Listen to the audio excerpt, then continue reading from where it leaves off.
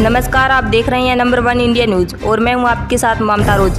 पाकिस्तान में इस वक्त बाढ़ के चलते जल प्रलय मचा हुआ है। वैज्ञानिकों ने बताया कि जलवायु परिवर्तन के चलते इस साल उम्मीद से ज्यादा बारिश हुई है, जिससे भारी तबाही मची है। ऐसे में पाकिस्तान की सरकार ने दुनिया के तमाम अरब देशों से मदद मांगी है। कई देशों ने सामने आकर पाकिस्तान की सहायता की है। हालांकि अब तक बाढ़ में हजारों लोगों की जान जा चुकी है।